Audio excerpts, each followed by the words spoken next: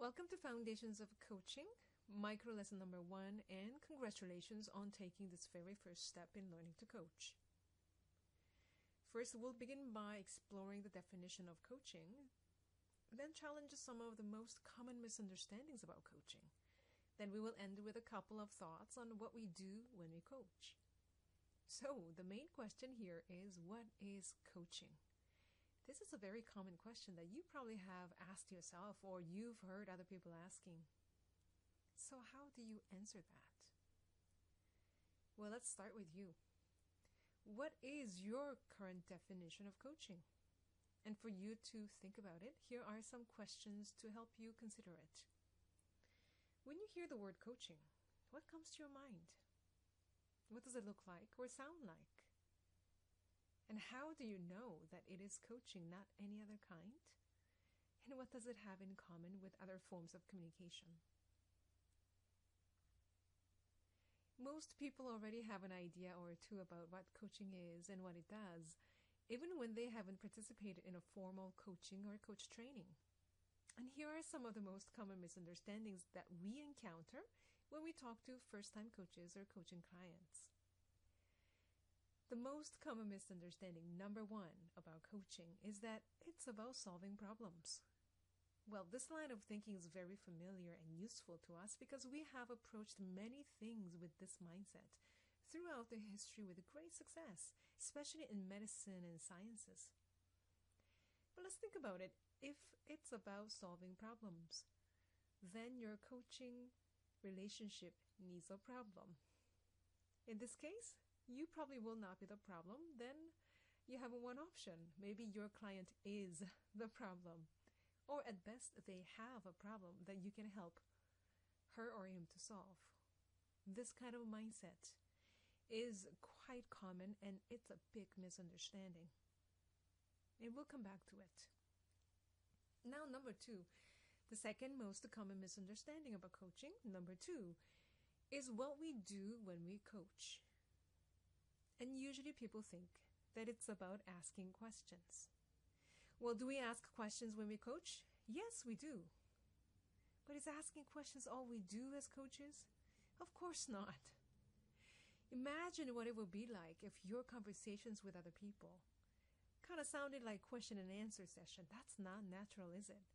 But for some reason, coaches think that it's natural in a coaching session to ask many questions. Well, coaching dialogue, that needs to be purposeful and intentional. It also needs to feel like a natural and normal conversation. So what does that mean to us? How do we engage in a dialogue that feels natural and normal while being purposeful and intentional? Well, to answer this question, we suggest that you start thinking about conversations that you've had with your colleagues, friends, or family that left you feeling inspired, motivated, and full of ideas. What happened there? And number 3, another common misunderstanding, that coaching is just another name for supervision. Well, certainly in sports, that's what probably coaching is about. A coach is somebody with expert knowledge who guides the athletes and their performance and so on. And for some managers and leaders in organizations, this is what coaching in the workplace is about. Well, if that's true, why do we bother calling it coaching? We can simply call it supervising. And in a way, coaching is not just a nicer name for supervision or indirect way of managing. It is a process of inquiry based on your genuine curiosity. And this is something a lot of people have a hard time grasping when they are first learning to coach. So I am certainly looking forward to hearing about your experience with these 3 misunderstandings. Now the big question is then, how does coaching work? What are we supposed to do as coaches? Well, coaching is about creating a condition or platform for both coach and coachees to collaborate so that they can build something. So what are we building, or what are we building on? We're primarily building on 3 things. and 3 building blocks that clients present to us. Number 1 is pay attention to what our clients tell us about what is really, really wanted. And also second one is, what do they really want to see different in their life after the coaching session? So what are some positive differences? And then number 3, what is already working in the client's life? Those 3 are the building blocks as coach and coachee collaborate in their conversation. So this is called confluence, where both coach and coachee collaborate. Now, there is a saying that every way of seeing is a way of not seeing, by Kenneth Burke. And also in a coaching field, we say every way of listening is a way of not listening. So what we do in coaching is we listen with those intentional ears.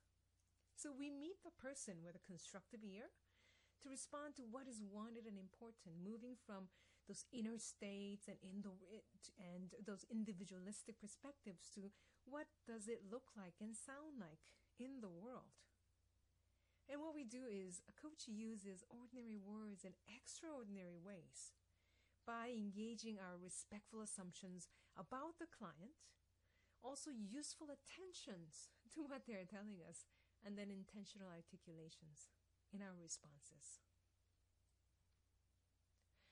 And if we want to open doors to strengthen and build solutions, it only makes sense to load our responses with most respectful assumptions, because there's no such thing as natural or neutral responses. Every single question and responses are just loaded with our assumptions, and it's our job to load them with most respectful assumptions. So that's it for now. Congratulations, you've now completed the first micro lesson for Foundations for Coaching. And we so look forward to seeing you in class.